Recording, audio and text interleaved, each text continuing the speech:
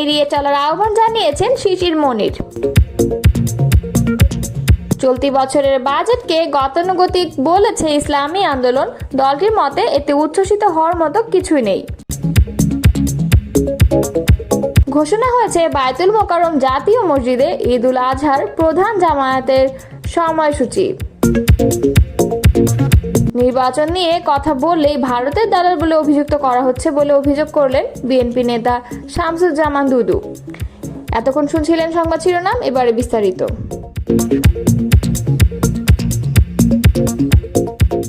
জুলাই অভ্যুত্থান থেকে শিক্ষা নেওয়া ও বেফাঁস কথাবার্তা থেকে বিরত থাকার আহ্বান জানিয়েছেন জামায়াতে ইসলাম ও আলোচিত সুপ্রিম কোর্টের আইনজীবী শিশির মনির।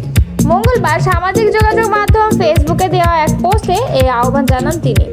শিশির মনির তার পোস্টে লিখেছেন, জুলাই অভ্যুত্থান থেকে শিক্ষা নিন, বেফাঁস কথাবার্তা থেকে বিরত থাকুন, একগুঁয়ে আচরণ বাদ দেন, সমস্যাগুলোর গঠনমূলক সমাধান বের করুন। তবে ধারণা পাওয়া যায়, ফ্যাসিবাদ বিরোধী আন্দোলন ও জুলাই পরবর্তী সময়ে রাজনৈতিক দলগুলোর মধ্যে যে ঐক্য ছিল সেটা বিভিন্ন রাজনৈতিক দলের নেতাকর্মীদের নানা সময় বেফাঁস মন্তব্যের কারণে এখন অনেকটাই হুমকির মুখে। তাই জাতীয় স্বার্থে বেফাঁস মন্তব্য না করার আহ্বান জানিয়েছেন শিশির মনির। এর আগে গত রোববার প্রধান বিচারপতি সৈয়দ রেফাত আহমেদের নেতৃত্বাধীন আপিল বিভাগে 4 সদস্যের বেঞ্চ জামায়াতে ইসলামের নিবন্ধন ফিরে পাওয়ার রায় ঘোষণা করে। ফলে দীর্ঘ 1 যুগ পর জামায়াতে ইসলামের নিবন্ধন ফিরে পায়, যা নিয়ে স্বস্তি প্রকাশ করেন দলটির আইনজীবী ব্যারিস্টার শিশির মনির। তিনি বলেন, দেশের সর্বোচ্চ আদালতের রায়ে রাজনৈতিক উদ্দেশ্য দায়ের করা মামলার অবসান ঘটল। দীর্ঘ 1 যুগেরও বেশি সময় ধরে আইনি লড়াইয়ের সফল পরিসমাপ্তি ঘটেছে। আজকের রায়ের মাধ্যমে বাংলাদেশ জামায়াত ইসলামের নিবন্ধন পুনঃপ্রতিষ্ঠিত হলো। 2025-26 অর্থ বছরের বাজেটের চরিত্র ও ধরন দেখে গতানুগতিক ধারার রক্ষণশীল বাজেট বলে প্রতিক্রিয়া জানিয়েছে ইসলামী আন্দোলন বাংলাদেশ। দলটি বলছে, বাস্তবতা উপেক্ষা করে উচ্চাভিলাষী বাজেট প্রস্তাব করা ধূর্ত রাজনৈতিক সরকারের চরিত্র। যে কাজ অতীত স্বৈরাচার বারংবার করে এসেছে, সেই ধারা অনুসরণ না করায় সরকারকে সাধুবাদ জানিয়েছে দলটি। সোমবার রাতে ইসলামী আন্দোলন বাংলাদেশের যুগ্ম মহাসচিব মাওলানা গাজী আতাউর রহমান 25-26 অর্থ বছরের বাজেটের প্রতিক্রিয়ায় এই কথা বলেন। বিবৃতিতে তিনি বলেন, 2025-26 অর্থ বছরের বাজেটের চরিত্র ও ধরন দেখে একে গতানুগতিক ধারার রক্ষণশীল বাজেট বলে প্রতীয়মান হচ্ছে।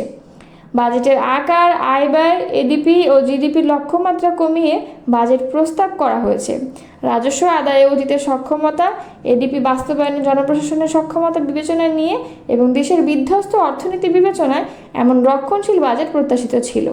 কারণ বাস্তবতা উপেক্ষা করে উচ্চাভিলাষী বাজেট প্রস্তাব করা ধূর্ত রাজনৈতিক সরকারের চরিত্র, যে কাজ অতীত স্বৈরাচার বারংবার করে এসেছে। ইসলামী আন্দোলনের যুগ্ম মহাসচিব বলেন, তবে বাজেটে কালো টাকা সাদা করার সুযোগ রাখা, সরকারি কর্মকর্তা কর্মচারীদের সুযোগ সুবিধা বৃদ্ধির প্রস্তাব রাখা, শিক্ষা ও সামাজিক উন্নয়নে খাতের উপর গণযোগাযোগ ও জ্বালানি খাতকে প্রাধান্য দেওয়ার মতো অতীতের ধারা অব্যাহত রাখায় এই বাজেটকে গতানুগতিক বলেই মনে হচ্ছে।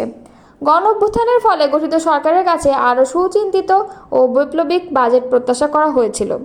এই বাজেট সেই প্রত্যাশাকে আঘাত করেছে। মাওলানা গাজী আতাউর রহমান বলেন, কালো টাকা সাদা করার সুযোগ দেওয়ার অর্থ দুর্নীতিকে প্রশ্রয় দেয়া। এই সরকারের কাছে এটা প্রত্যাশিত ছিল না। পাচারকৃত টাকা আদায়ে সুনির্দিষ্ট প্রস্তাব করা হয়নি। মূল্যস্ফীতি নিয়ন্ত্রণে ঘোষিত লক্ষ্যমাত্রা অর্জন করা চ্যালেঞ্জিং হবে। সামগ্রিকভাবে এই বাজেট অর্থনীতিকে স্লোথ করবে এবং জনজীবনের দুর্দশা লাঘবে উচ্ছ্বসিত হওয়ার মতো কিছু নেই।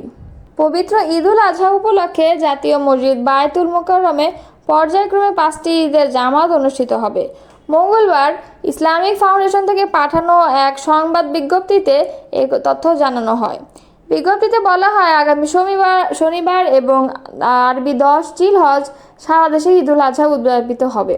প্রতি বছরের মতো এবারও জাতীয় মসজিদে পর্যায়ক্রমে 5টি জামায়াত অনুষ্ঠিত হবে এবং জামাতগুলো পরিচালনার দায়িত্বে থাকবেন ইসলামিক ফাউন্ডেশন ও দেশের প্রত্যক্ষ আলেমরা। বিজ্ঞপ্তিতে আরও জানানো হয়, কোনো জামাতের নির্ধারিত ইমাম বা মুকাব্বির উপস্থিত না থাকলে তাদের স্থানে ইমাম হিসেবে দায়িত্ব পালন করবেন ইসলামিক ফাউন্ডেশনের সহকারী লাইব্রেরিয়ান মাওলানা মোহাম্মদ শহীদুল ইসলাম। পাশাপাশি বিকল্প মুকাব্বির হিসেবে থাকবেন খাদেম মোহাম্মদ রুহুল আমিন।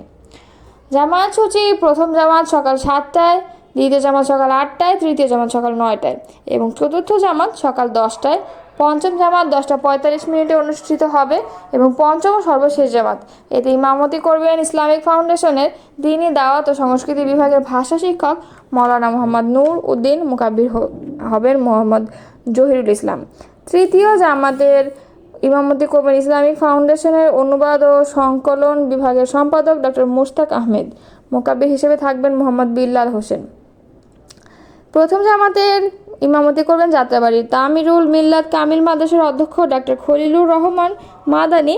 মুকাব্বির হিসেবে থাকবেন বায়তুল মোকাররম মসজিদের খাদেম মোহাম্মদ আব্দুল হাদি। নির্বাচনের কথা বললেই ভারতের দালাল আওয়ামী লীগের দালাল বানিয়ে দিচ্ছে বলে মন্তব্য করেছেন বিএনপির ভাইস চেয়ারম্যান শামসুজ্জামান দুদু। সোমবার জাতীয় প্রেস ক্লাবের জহুর হোসেন চৌধুরী হলে জিয়াউর রহমান সমাজ কল্যাণ পরিষদের উদ্যোগে শহীদ প্রেসিডেন্ট জিয়াউর রহমানের 44তম শাহাদত বার্ষিকী উপলক্ষে এক আলোচনা সভায় তিনি এসব কথা বলেন। দুদু বলেন, নির্বাচনের কথা বললেই দোষ হয়ে যাচ্ছে। নির্বাচনের কথা বলে ভারতের দালাল আওয়ামী লীগের দালাল বানিয়ে দিচ্ছে। কিন্তু যারা নির্বাচন ঠেকাতে চায় তারা কি গণতন্ত্র প্রতিষ্ঠার বাধা দিচ্ছে না? নির্বাচন না হলে, নির্বাচিত সরকার না হলে দেশে গণতন্ত্র প্রতিষ্ঠিত হবে কিভাবে? দেশের প্রকৃতপক্ষে গণতন্ত্র প্রতিষ্ঠা করতে হলে, দেশের জনগণকে ভালো রাখতে হলে, আইন শৃঙ্খলা পরিস্থিতি নিয়ন্ত্রণে রাখতে হলে অতি জরুরি নির্বাচিত সরকার দরকার। ডিসেম্বরের মধ্যে নির্বাচন না হলে দেশের গণতন্ত্রের ভবিষ্যৎ অনিশ্চিত বলে মন্তব্য করেন এই বিএনপি নেতা। তিনি বলেন, দেশে গণতন্ত্র প্রতিষ্ঠা করতে ডিসেম্বরের মধ্যে যদি নির্বাচিত সরকার না আসে তাহলে দেশের মানুষের কপালে খারাপই আছে। শামসুজ্জামান দুদু বলেন, বাংলাদেশে গণতন্ত্র প্রতিষ্ঠার জন্য স্বৈরশাসকের পতন ঘটিয়েছি, কিন্তু সেই গণতন্ত্র কিভাবে ঠেকানো যায় তার একটি উদ্যোগ আস্তে আস্তে উন্মোচিত হচ্ছে আমাদের সামনে। যারা 1971 সালে পাকিস্তান রক্ষার আন্দোলনের সঙ্গে ছিল তাদেরই একটা অংশ নতুন করে তৈরি হয়েছে, যারা নিজেদের গণ অভ্যুত্থানের নেতৃত্বকারী দাবি করে কিন্তু তারা গণতন্ত্রের পক্ষে, নির্বাচনের পক্ষে দাঁড়ায় না। শেখ হাসিনা নির্বাচন ব্যবস্থাকে ধ্বংস করে ফেলেছিল। তত্ত্বাবধায়ক সরকারের অধীনে একটি নিরপেক্ষ ও সুষ্ঠু নির্বাচনের জন্য গত 15-16 বছর বিএনপি লড়াই সংগ্রাম করেছে। ছাত্র দলের সাবেক এই সভাপতি বলেন, স্বাধীনতার ঘোষক শহীদ প্রেসিডেন্ট জিয়াউর রহমানের দলের প্রতিষ্ঠা হয়েছে গণতন্ত্রের সপক্ষে কাজ করার জন্য। সেজন্য গত 15-16 বছর হাজারো অত্যাচার, জুলুম, নির্যাতন, গুম, খুনের পরেও দেশে গণতন্ত্র প্রতিষ্ঠার জন্য বিএনপি আন্দোলন চালিয়েছে। গণতন্ত্রের জন্য জীবন দিয়েছি, যে ভবিষ্যতে দেব, এই বিষয়ে কোনো আপোষ নেই।